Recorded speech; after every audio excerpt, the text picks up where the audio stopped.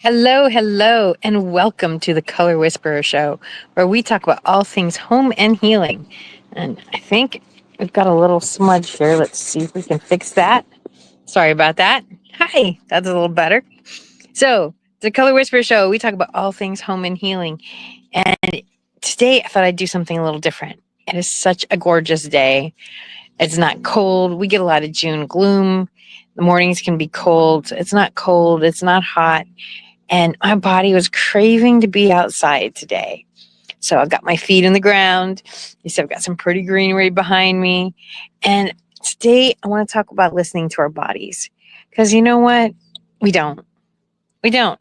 We have our list of to-do things, and we have all these things going on in our head. And how often do you just take some time to sit and think and relax and not ever even being watching TV? So sometimes we really just need to get back in touch with Mother Nature. You know, she's so amazing, absolutely amazing. And it's so important to get in touch with her again, literally, right? So if you're having trouble with sleeping, one thing is your circadian rhythm is off. How do you fix that?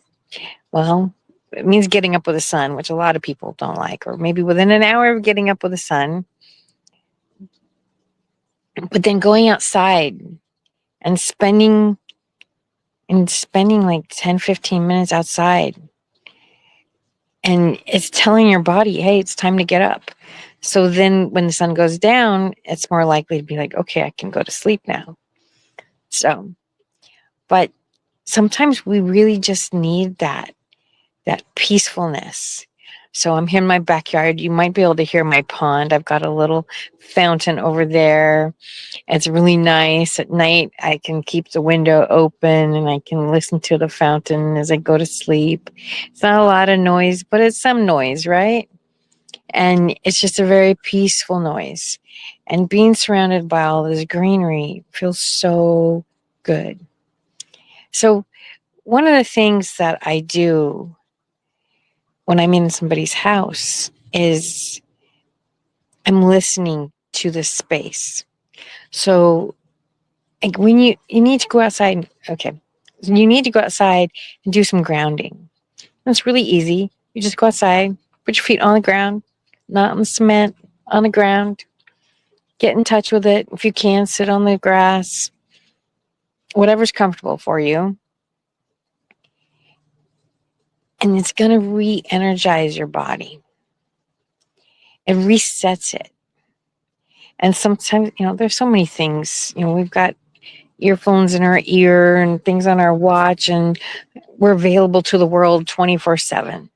Guess what? No, need to take some time for you. That's really what self-love is.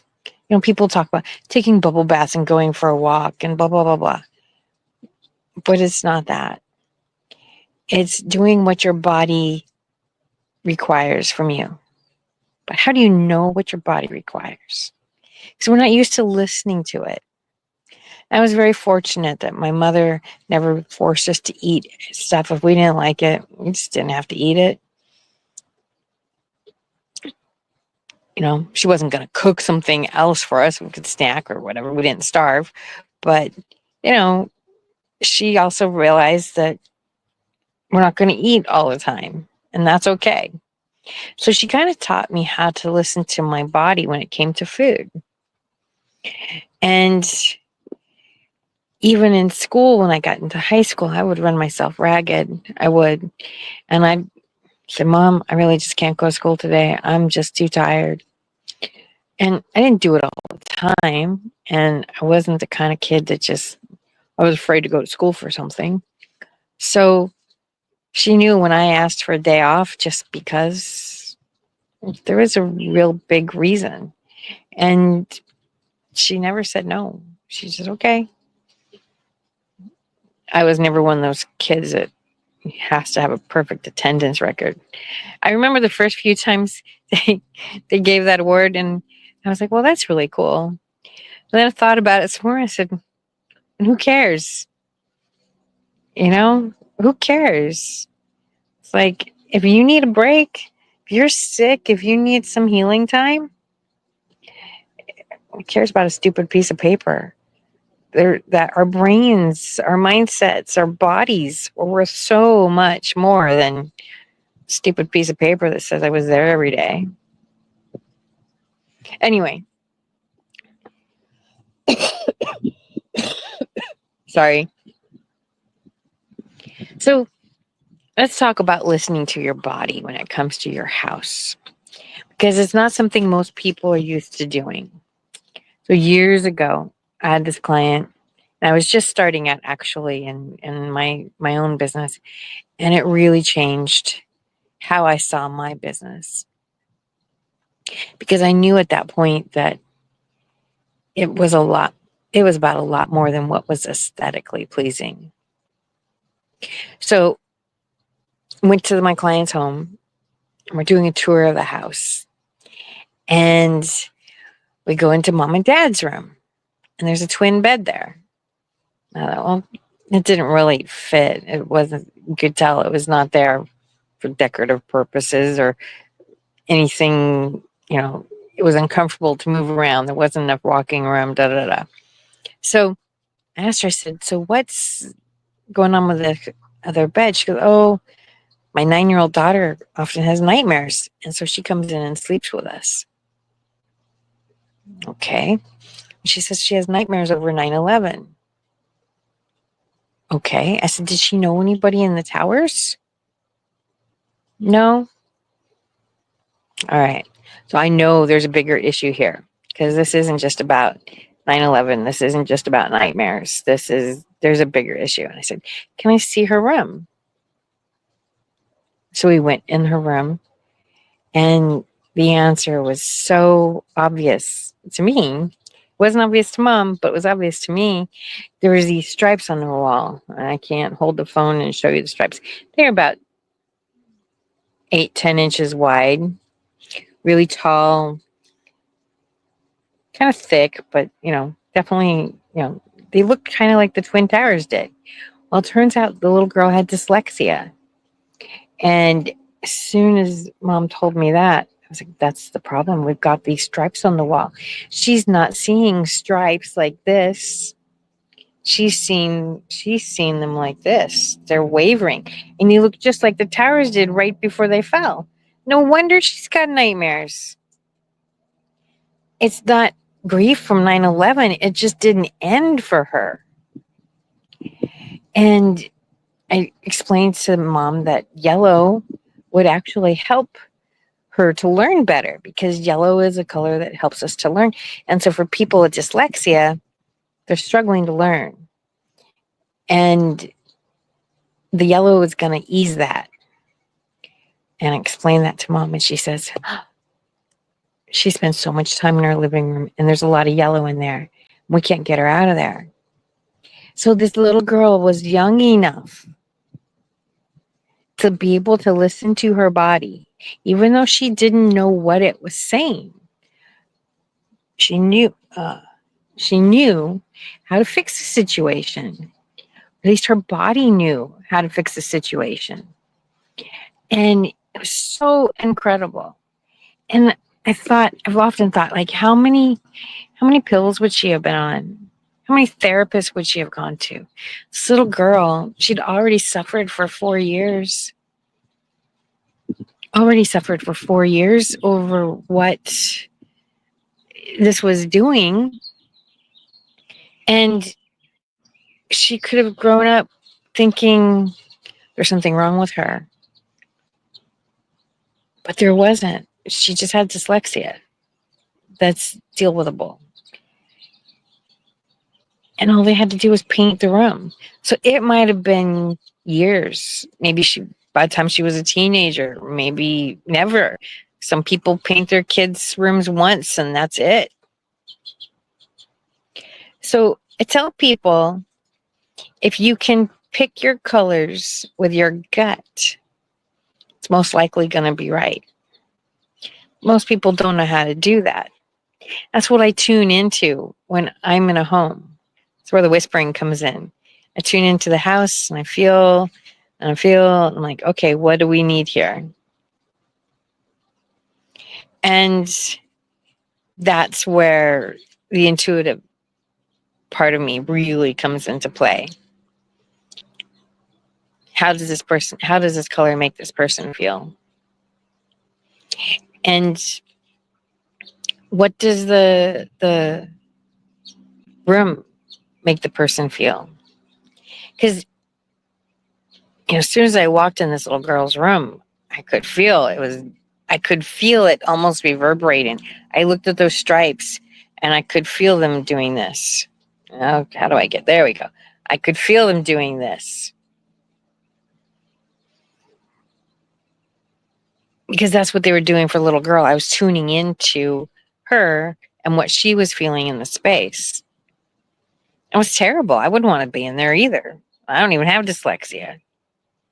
So I can't blame her for wanting to be somewhere else.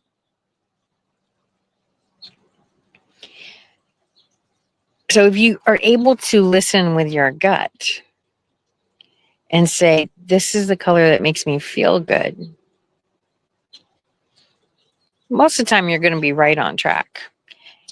And a lot of my students that I've had over the years, a lot of my clients that I've had over the years, they'll come to me and they'll say, Jeanette, I'm suddenly craving green.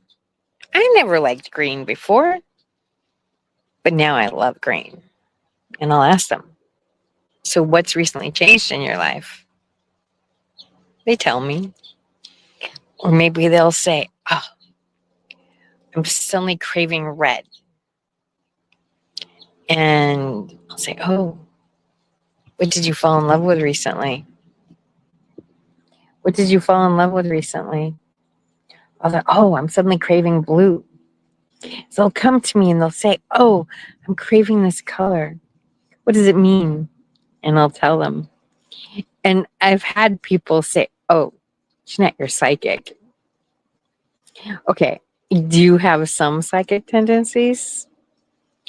But that's not what I was focusing on when I was having those conversations. Was focusing on was what the color meant to them.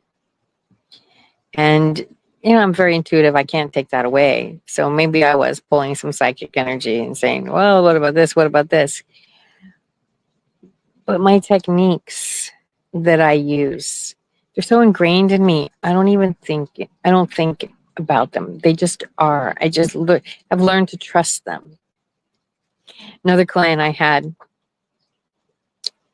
was an old house built in the 30s, and the bathroom was kind of burgundy and pink, which was really popular in the 30s.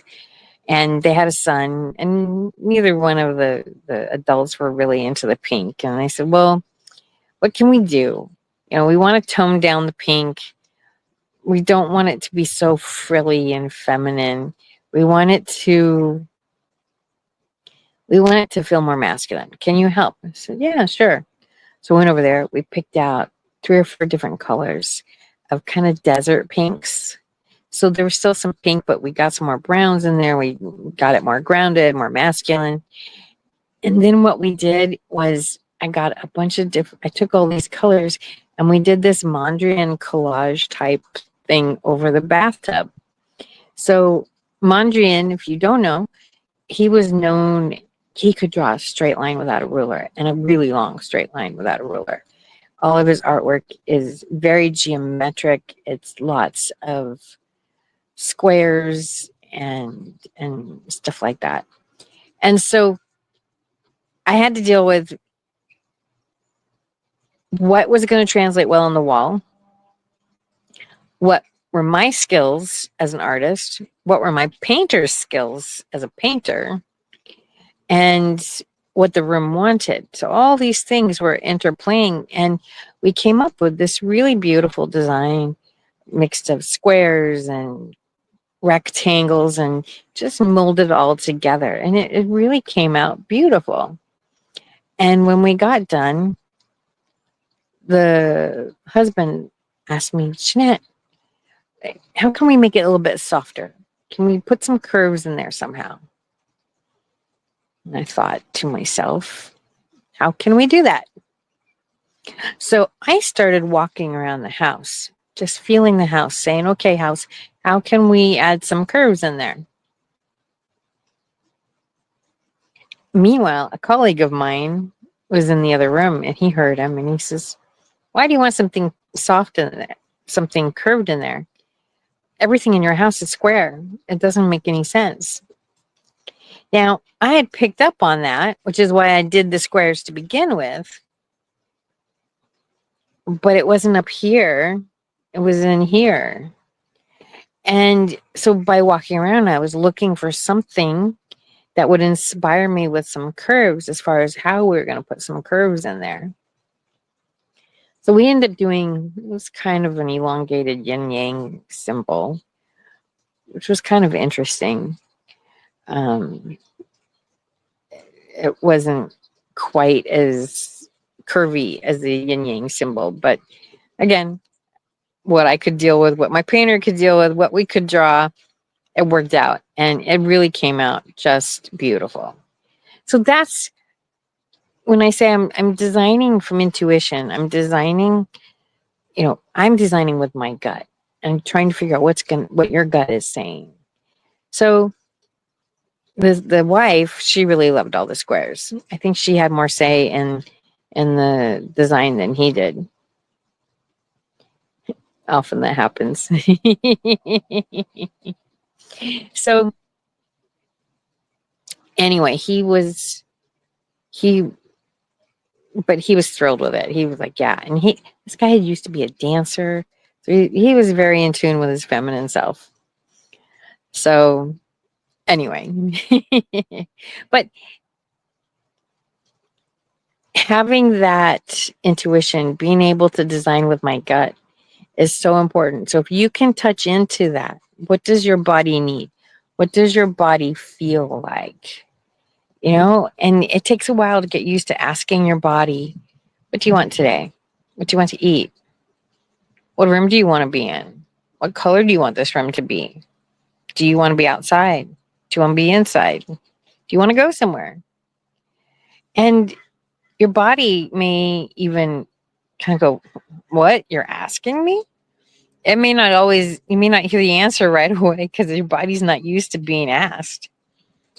But the more you do it, your body will say, hey, this is what I need right now. This is what I desire. I had a coach one time and they said, don't ever use the word need. I know I've said it. But we just say, I require. We don't say I need. I require. You don't say I want. It's I desire.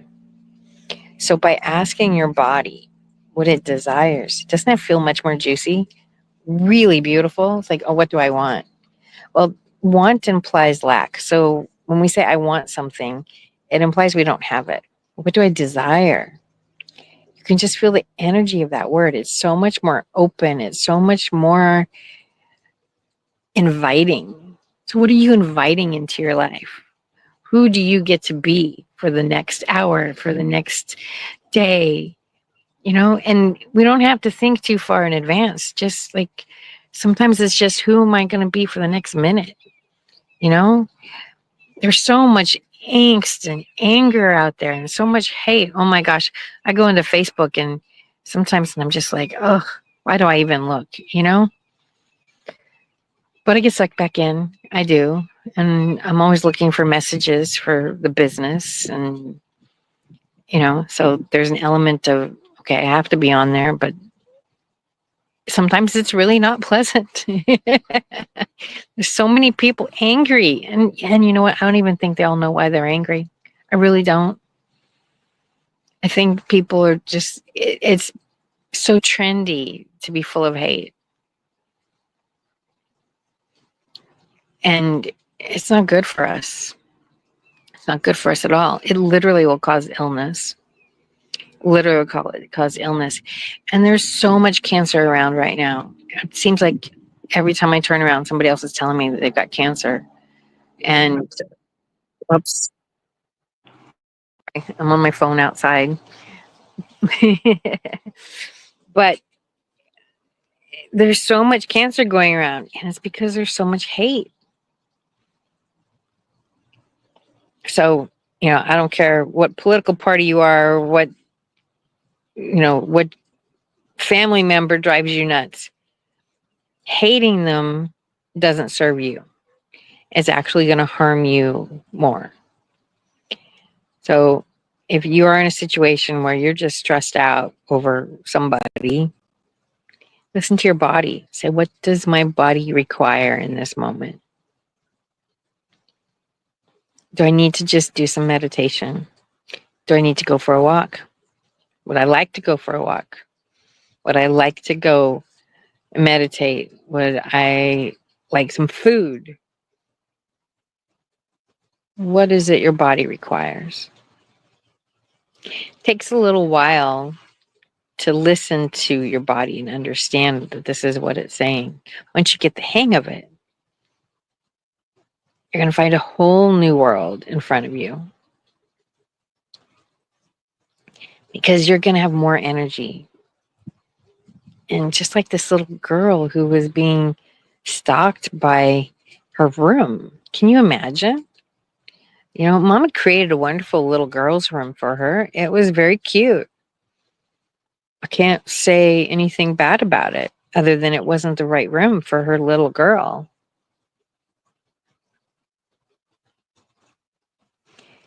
So it's summertime, and now is a really great time to be outside. It's so beautiful. There's no snow, there's rain. Well, some parts of the country you get rain. I've got friends on the East Coast and they talk about rain in the summertime all the time. California, we don't get rain in the summer. And I know parts of the Midwest get rain too. I'll have, I don't know, is it, I don't know when hurricane season is. It's like half the year. It's crazy how long you have hurricane season or tornado season. Yeah, I don't comprehend that as a Californian. We have an earthquake, it's over, it's done. Next. Yeah, don't know. But yeah, you guys have a whole season for your natural disaster that just kind of boggles my little brain. But one of the great ways you can expand your house is by building an outdoor room. A lot of times it's really easy. Sometimes, you just go to the store and buy a couple chairs and maybe a little fire pit, and now all of a sudden you've got an outdoor room. Maybe you buy a canopy for it. Maybe you add some lights. It doesn't have to be expensive to be comfortable, to add more space onto the house, but it allows you to be more in touch with nature. It allows you to enjoy this amazing weather that we're having right now, and allows you to get back in touch with Mother Nature, because she's so amazing, absolutely amazing. And if we get some strength from her, and that gives her strength too, right? She wants to care for us, right? She is a mom. So being able to be in touch with her, getting the sun in your, on your face, getting the wind going up against you, all of these things are important for our souls, for our bodies, for our minds. We're not supposed to be inside all the time. I'm a George Michael fan. Let's go outside. Okay, I know that was a different meaning for him, but the song just went through my head. I can't help it. So anyway, let's go outside into the sunshine. Okay, I gotta stop. All right, but seriously, get some fresh air. There's, especially in today's homes, if you've got an old home, it doesn't matter. Usually they're pretty drafty. If your windows all open, even if they don't all open, there's some drafty. But a lot of the modern homes, they're so secure. They want to keep the air out. They want to keep the elements out, and they do a really good job. but they also keep all the air out. So then you've got all the stuck air from the AC, from air fresheners. Air fresheners are terrible for you, absolutely terrible for you. From all of our cleaning products, so many cleaning products have different kinds of chemicals that we're really not supposed to be in for a long period of time. And all this stuff builds up and it builds toxicity, and then you start feeling icky and you don't even know why, right? But you got to open the windows. And I know in the winter that may be kind of hard to open the windows, but right now it's easy. You know, if you have a window you can sleep with open, you don't, that's okay. But there's some houses and some window placements that make it easy to sleep with a window open or at least partially open. Do it. Let it in. Let your body have this. It's very important for us to feel the different elements, you know, and if you're doing it all year round, then you really do get to enjoy your seasons wherever you live and whatever that looks like for you. You know, going for a walk in the snow can be really beautiful. I was in Colorado in March, end of March, and it snowed right before I left, and I was amazed. I'm like, you know, it wasn't okay for a California girl. It was cold, but it wasn't a bad cold. You know, I had somebody, you know, tell me that, oh, it's a dry cold. A dry cold. What does that mean? I found out what that means, and it means it's not. You know, that damp can get into your bones. It can be terrible. But the dry cold, it's cold, but it's not. It's not miserable cold. And it was probably around 50 degrees. So, you know, it wasn't 3 feet of snow. You know, I wasn't there in the dead of winter. But it was beautiful. And going for a walk in that would have been absolutely lovely. It was snowed on the day that I left town, so I didn't get to do that. But it would have been absolutely lovely. Hey, Mark. Hey there, it sounds great and everything like that. As you were describing your wonderful weather, I was thinking to myself, can you send some of that weather here? Because we've been having the middle of a heat wave and everything like that. So I've actually been in the house because we've been dealing with temperatures close to 100 and all along those lines. So we're not really liking the heat and being outside when it's 100, even though it's supposed to be a break in the temperature, I think later on this week and maybe even early part of next week. But yeah, a lot of folks have been dealing with the heat wave that we're in the middle of. So it is definitely a heat wave here, not just in North Carolina, but I think around the southeast and maybe even up around the East Coast or near New York and places like that, and even I want to say in the Midwest. But there's been a definite heat wave in every place but California. Y'all are doing good. Oh, we'll be there soon. It's been, I mean, today is easily going to get over 80. We might be pushing 87, 88 today. Right now it's nice, but it will get warmer. We have had a couple of hot days, but you know we're running out of June gloom, and pretty soon it's going to be 100 degrees, and but we don't have the humidity, and you guys do, and I don't know that I've ever been in 100 degrees with humidity. Um, I don't think I've been in that. I know 100 degrees without humidity is pretty bad, so I'm sure it's worse.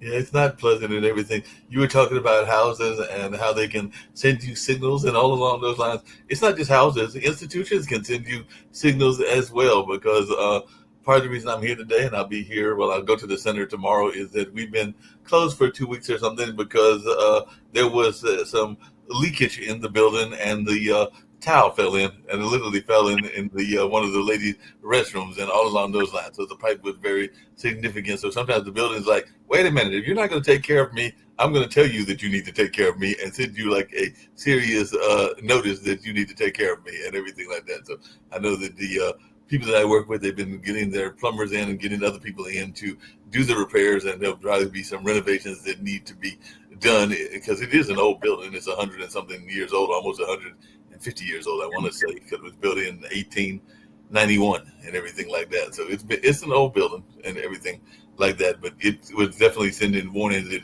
it needed some tender care. Well, it needs some TLC. Every homes need TLC.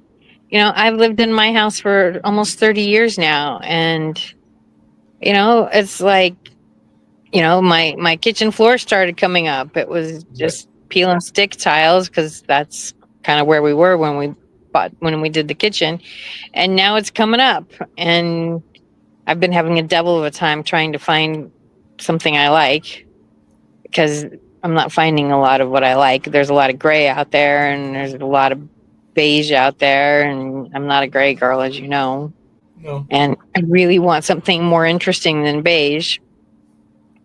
And there used to be a lot more. I'm looking for luxury vinyl tile, and there used to be a lot more in that, but it's gone to the way of plank. But I've got wood floors in my house, so I don't want vinyl plank next to the wood floors. It just is going to look silly. So, a house, it needs attention, and if you don't give it attention, guess what? It breaks. Yep. They're just like us. If we don't give ourselves the right attention, we break. Yep. We break and everything like that. Oh, the other thing I was going to tell you, and I was going to share that with you. I think I mentioned it to you the last time I saw you, but me and my brother and my nephews and my brother's girlfriend and her two kids, along with Linda, or as I like to call her, Dad's Lady Love, got together on last Friday, so it would have been a week ago today and everything, and we went to a New Orleans restaurant here in North Carolina and Nice. celebrated Dad's 85th birthday. So Dad turned 85 last Friday and everything like that. So we had a great time. That's awesome. We stuffed ourselves because they started you off with appetizers, then you got to have dinner. I think mine was gumbo and scallop, if I remember correctly, and everything. Some people had shrimp and grits. I think my brother had rabbit, even though we were teasing him because we couldn't figure out how much rabbit was in the rabbit and everything. And then definitely at the end, it was a smorgasbord of, I think that's the way you say the word, of desserts, because it included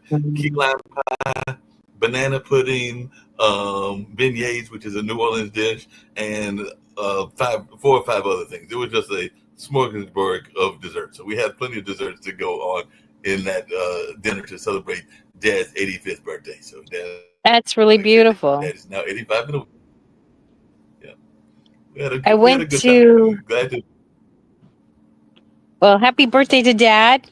Now, I love New Orleans food. Oh my gosh. I got so spoiled when I was in New Orleans. I got to eat some really amazing places. Although one of the best places I've had New Orleans food, believe it or not, was in Las Vegas. Oh, wow. And so I think it's called Lola's. It's off the strip, but oh man, is it good. It is not for, if you're on a special diet, you do not go there. If you're watching it's you got any kind of diet going on, you're not going to be happy there. But man, was it good food. I also went to Paula Dean's restaurant years ago. I don't know if she still has her restaurant, but I went to her restaurant in Savannah a long time ago. Oh my gosh. When she says butter with butter, whoa, there's a lot of butter, but man, was it good. Wow. It sounds delicious. I will say that about Seraphine's as well, or Serafina, that was the name of the restaurant, if I remember correctly and everything. But I think the gentleman that opened it is from New Orleans. So, yes, this was thoroughly authentic New Orleans food, and they nice. gave you the good helping and everything like that. So it was definitely worth going. I mean, the prices was not exactly, it wasn't like McDonald's cheap or anything like that, but it wasn't exactly. I wouldn't expect it to be. Exactly. It wasn't overly, it wasn't super pricey, but it was definitely a decent price. Sorry. I only got a few hours of sleep last night. So. Only a few hours of sleep? Have you been hearing any? Because I think I told you, or might have mentioned it on one of the past shows, because my friend is going to do a bird watch on tomorrow. Hopefully the weather will cooperate and it won't be too hot, but he's going to do it in the morning. But he turned me on to this app called Merlin, and I've now got it on my phone, and you can hear and identify the different bird species and everything. So I'm imagining that even where you're at outside, that you're hearing different bird species. Because I was actually surprised at some of the ones that I heard. Because I know that when I headed on late night one night, it detected an owl, and it also detected some birds that are not necessarily native to this part of North Carolina. Like I think one time it detected an egret or something that would be more like a seafaring bird, but it might have been making a detour or something like that. But then of course it had the doves and the mourning doves, as well as the robins and the ones you would expect in the South, like the sparrows and the wren and everything like that. I didn't realize that mourning doves, literally, because I know that that was part of different songs and poems, but it is true. They come as a pair. If you see one, there's probably another one nearby. Otherwise, it's probably not something's going wrong, because they do come in relationship pairs. So if you see one, then you will probably see the other one nearby. So they have to hang out as a couple. Interesting. Yeah. I don't have any birds going right now, although oftentimes when I'm outside, I do get a lot of birds. What I do get a lot around here is parrots. Okay. Legend has it that like 50 years ago now, maybe more, maybe 60, 70 years ago, there was a bird store, and it caught on fire, and the guy just let the birds out. And, it's like he didn't want them to die, so all he could do was let them out. And they have had babies and more babies and more babies and more babies, and they create different flocks. So when they get to a certain point, they branch off and they'll start a new flock, and they stay with a flock for, a long, long time. And so now they called them the Pasadena parrots for a long time, but now they go probably a good 15 miles in each direction away from us. So they're not really the Pasadena parrots anymore, but they keep expanding their line. So, it's probably 15 miles to the 57 easily. Eventually they'll be all over the place, because, and I've heard other cities have this myth as well. So I don't know. Maybe it's just a myth. I don't know about the myth part, but I have heard about the Pasadena parrots, and I think that they were featured in a news story. It might have been like CBS Sunday Morning or something like that, where they had gone and reported on these parrots that were in that area. Because as you were saying that story, I'm going like, I've heard this story. I've heard it on a news report. And I want to say it was like maybe CBS Sunday Morning, or the kind of human interest story that ABC News or somebody will do. But I know I heard it within like it's been since the pandemic. So I think within the last 2 to 3 years. And one just went by crowing. I don't know if you heard him or not, but we had a huge windstorm for us anyway. I think it was hurricane. This is 10, 12 years ago. And it was kind of like the windstorm that we just had with the fires, but that one got up to 100 miles an hour. I wasn't actually where it was, but the one we had, and that was pretty fast, I think. But anyway, this one that was 12 years ago, the wind howled all night, all day. It was really, really intense, and you could hear a lot of things banging, and it was something. And the next morning I got up, and there was a tree across the way from me, and like almost all of its leaves were gone. It was really pretty barren. And that afternoon, I went out and I looked at the tree, and it was green, and it was green with parrots. It's a big tree, but the tree that they normally sat in was much taller, and it had lost a branch, and it had fallen on the road on my street. And so I don't know if they just didn't want to be that high, or because there were still lots of branches there. It lost one branch. It didn't lose more than that. But they didn't want to be so high. They're like, no. But they all landed in this one tree, and it was such a pretty sight, because the whole tree was green, but it was with feathers. It was very cool. That sounds very cool. And you mentioned hurricane season earlier. I think because I was listening while I was doing some other preparations and stuff around the house. And I think, if I remember correctly, it starts in either May or the month we're in now, June. So we are in the middle of hurricane season. And like you said, it goes till about October. So yeah, it lasts for about half the year and everything like that. But they are, I think there's a storm off it's either the Pacific coast or the Atlantic coast that is the first named storm, because that's usually how you know it's hurricane season, is they tell you when the first named storm is coming. So we do that whole alphabet thing. So the first one will be named like Albert or Arthur or something like that, and it'll get up to I think I know we always get through at least the early part of the alphabets and everything. I don't ever remember us getting to like the bit like around the M's or the N's. I think there was a Hurricane Opal a long time ago and everything, but yeah, a lot of times they don't get that many storms. But it will go alphabetical and all along those lines. And I definitely don't remember a Hurricane Paul or a Hurricane Ralph. So I don't think we get up that high or everything along those lines. But I could be That's wrong. good news. Yeah. Does it always start with A? Do they restart with A every year? They restart with A every year. Okay. Yeah. I kind of vaguely remember there was one year that it was brought up what happens when you get to Z. I do remember, I don't remember when that was, but I do remember that question coming up of what happens when you get to Z. And Does it go to yeah, 1? I don't remember.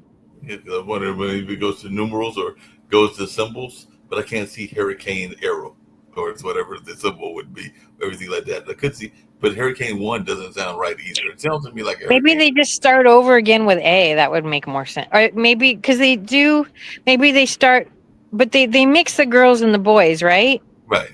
Yes, they do. Yes, they do.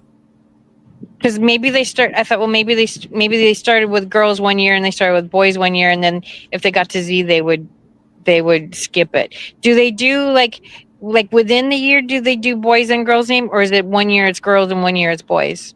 I think that they alternate because I want to say that because I know Hurricane Bertha was here, and then there was Hurricane Hazel, and those are girls' names and everything like that. And Hurricane Floyd is a boy's name and everything. So I want to say that they I got to double check that, but I want to say that they alternate them. So like if Arthur is the boy's name, then it's the Bertha is the next one, and then vice versa. But that I'm not sure of. I'll have to verify that. So that's a good question.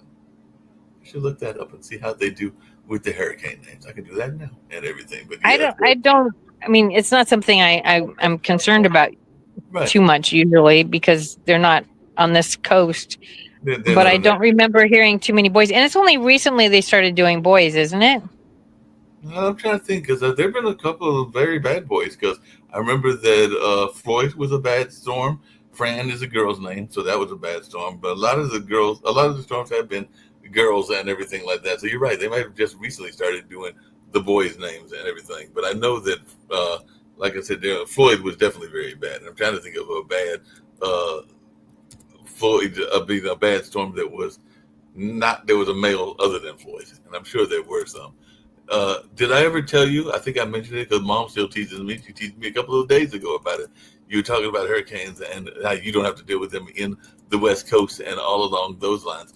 But I actually managed, and I think it was Bertha, if I remember correctly, to sleep through a hurricane because I was in my bedroom.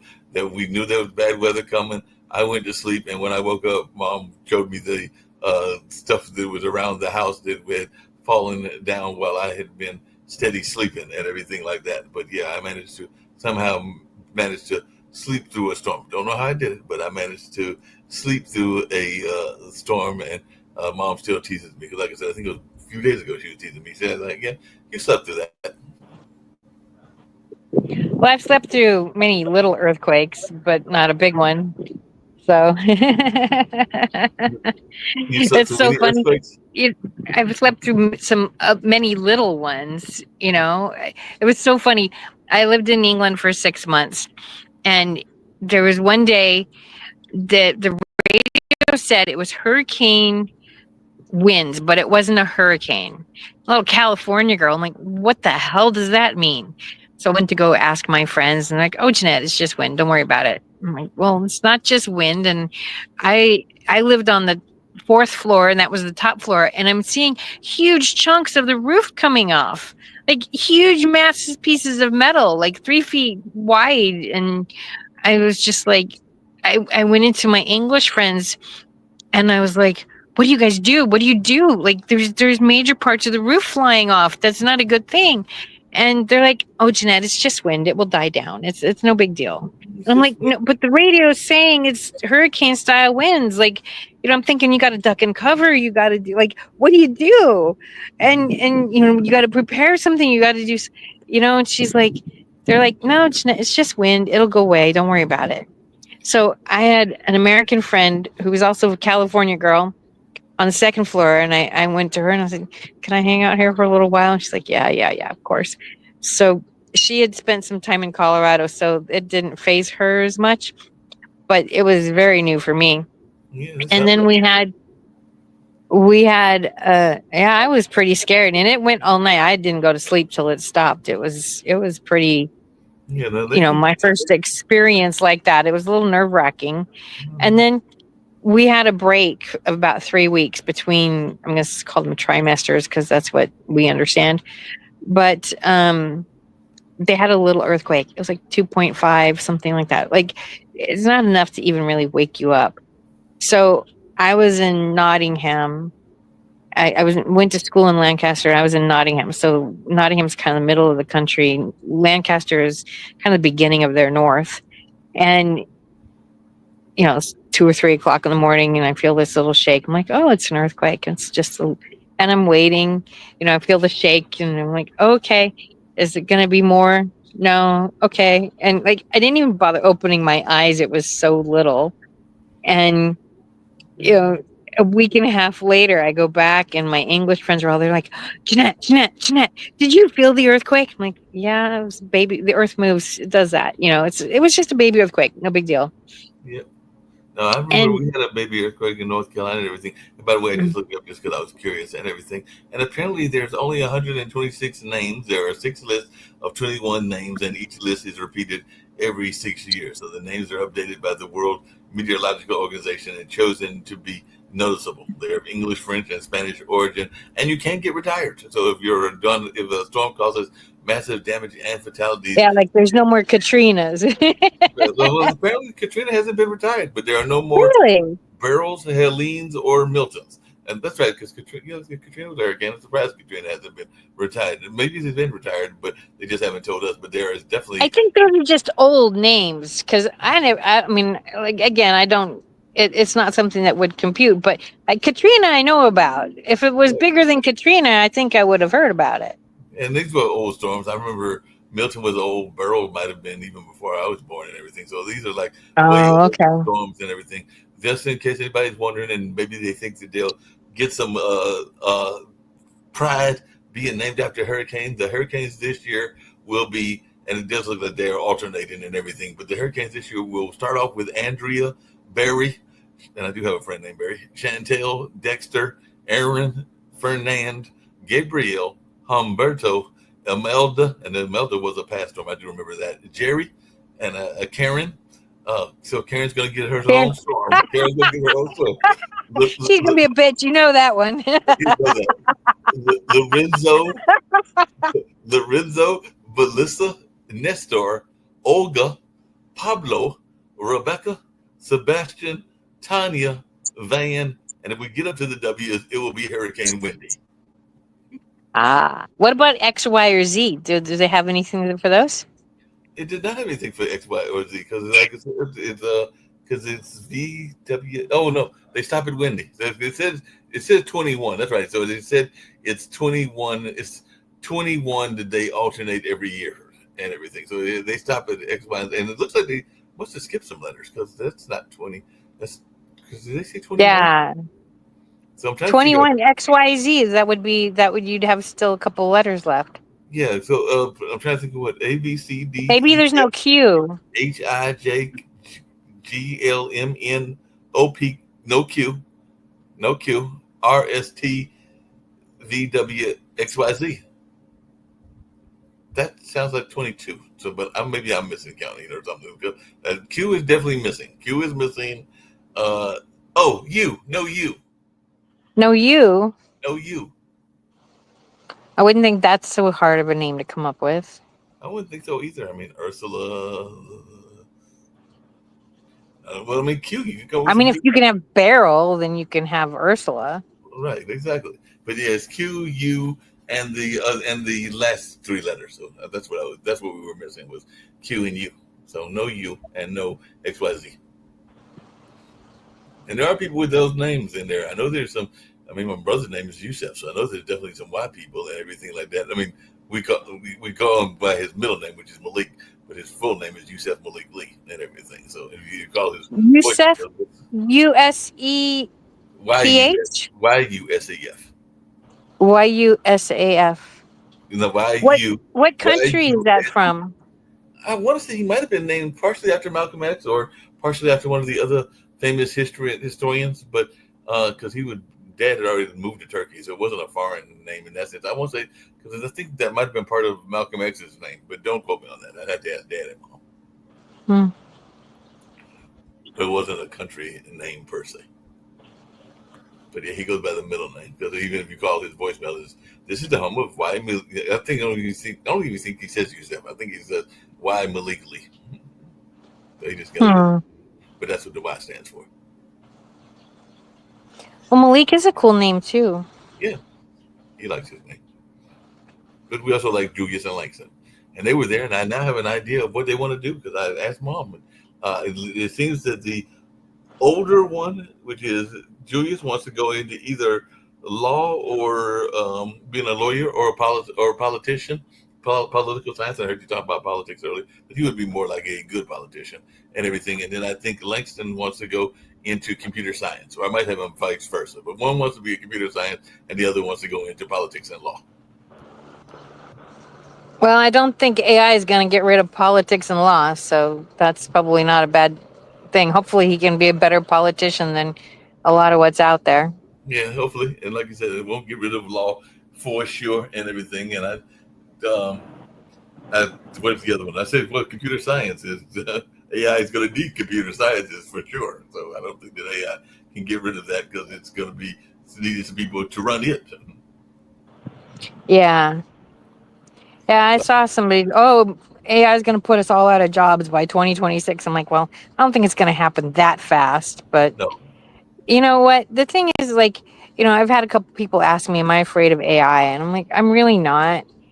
I mean, AI can give you a picture, but they're not going to be able to, and they probably can resource it and stuff like that. But what people hire me for is for the attention.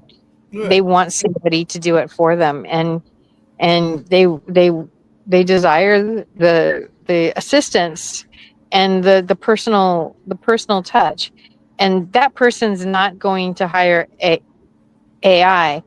And the people who are going to hire AI are the people who are, oh, I can do it myself, and I'm just going to go to Pottery Barn, or I'm going to go to Living Spaces, and I'll get the free designer, or I know somebody who just bought a big house, and I reached out to her and said, hey, by the way, I can do some virtual work. She's like, oh no, I've been learning how to become an interior designer for the last couple of weeks. I got this. And I'm like, okay, you know, that that kind of person, they're never going to hire me to begin with, no matter how much money they have. They're no, never going to hire a designer because, back in the 1800s, they called it new money versus old money. right. And, there is something about the new money. I can do it myself, and it's not, but the people who, there's, but there's, it's a time thing. It's people who don't have the time. AI is not going to fix that, you No, know?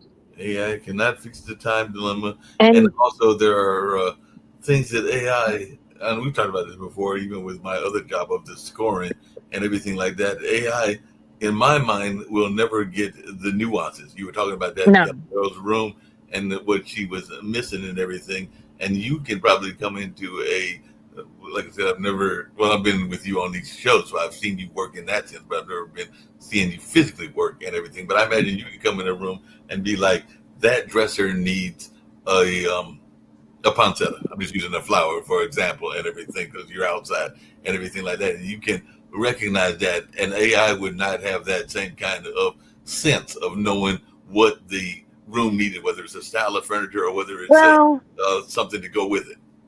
it's not going to be able to be intuitive like me. It's not Right. going to know my system as far as what reflects their personality. Right. It will design 10 rooms, 100 rooms until you say, yes, I like that. I did have a client recently who had, we were picking out paint colors for the outside of her house. And I think I talked about on the air a while back. And she did finally pick the colors and it came out gorgeous. Oh, it's so beautiful. Oh my gosh. Anyway, but we put stuff into AI. We put a picture of her house into AI and then asked it to do the colors. And it did. But I told her, I said, this isn't a real rendition of the color. I mean, you can get the feel for it, but it couldn't display the colors properly. Yeah. And so, yeah. That's what I meant. Yeah, when we were to get that same sense of what the room should look like and everything like that, and all Right. that space. But then sometimes things become so much. That's the other part of the. There was interest in. I was trying to remember because apparently my dad and mom, when they were together, they took somebody a country dish. Let's just think the Beverly Hillbillies, because there are dishes that are interesting to eat and everything like that. And apparently, it became the popular dish and everything like that. So they didn't send them a dish of raccoons, but they did send them a dish of possums and everything. And that mom was trying to remember who the wedding party was and everything, because apparently the people really enjoyed it, because apparently it tastes just like chicken. That's what they say. Everything tastes just like chicken and everything. But apparently, the mother-in-law was not too pleased when she saw what the dish was and everything. And of course, this was my parents were in their 20s and everything. But dad thinks it's one party that they were friends with. Mom thinks it's the other one. And she was describing it as this person that's an artist. And I think the artist friend does like some sculpture. So she was like saying, you probably never noticed it, but it's that piece of artwork that is right there when you come into the house and everything. And I know that there's a lot of mom's artwork that is very jump at you, because it's kind of like paintings and stuff that are right into your face and everything. So I was right, because she kept trying to describe it. The next time I go up to mom's house, I'll look for it. But I'm going like, you're right. I've been in and out of your house, and I cannot think of what piece of artwork you're talking about, because apparently it's one of those like what do you call them? Not fundamental, but there's a term for it. But it basically is like it blends into the house. But there's a term for that in terms of like things that are it's not functional. Is it functional art? But it's something that like it's art, but it kind of like blends into the house, so you don't necessarily notice it. Kind of the way some people think of fireplaces as being artistic, because they kind of blend into the house structure. But there's a term, but it might be functional art or something like that. But there's a term that'll come to me later. But it basically means that it's so um, unless it's something that's appealing to you and your artistic sense, other people might just bypass it because it kind of fits into the decor, like it just blends into the decor and everything like that. And there's a lot of artwork that's like that. It just blends into the house decor, whereas other things that are like a painting or like this Buddhist thing that I have on my wall, they jump at you because you see them when you walk in, and they are plainly art pieces. Well, speaking of art, I think it's time we have some art with our food and get some really good spices. We will do that with And spices. let's get creative with our food and eat something healthy today. That sounds like a great plan. So let's get with Kindred Spices, and everybody out there, get those spices and get creative. Another great show, definitely. I was enjoying your stories as always. And I don't know that we'll see you next week, because next week is 4th of July. So we might take off next week and then come back on the 11th, unless you had big plans that you wanted to do the 4th of July. All right. Cool. We probably won't do it next week. That's what I was saying, because that's 4th of July. All right. Yeah. So we'll be back on the 11th. All right. Thanks. Bye. You know how people love to enjoy food and don't understand how to flavor their food or how to replicate a meal? They're interested in supplements but don't know where to begin? Well, what I do is I take the guesswork out of enjoying flavor and wellness with my flavorful spice blends so that they can create delicious meals with healing benefits. Can Do Spice was created to help cooks at any level enjoy healing through food. Every spice blend was designed to give added health benefits of natural herbs. Every blend is complete. There's no need to add any additional spice for a delicious meal. Saving you time and money while adding supplements to your meals can be both tasty and fun. My earliest memories in the kitchen began with my father, Kenny Can Do Bond, so it was fitting that I would name this line after him. I have always looked to natural remedies to supplement the body, and I found myself hiding herbs and minerals in foods for my family. That's when it hit me. Everyone needs Can Do Spice. Everyone should be having this. It's an exclusive brand for cooks at any level who want to create flavorful dishes with healing benefits that can satisfy the body and soul. Add a little spice to your life. Give Can Do Spice a try.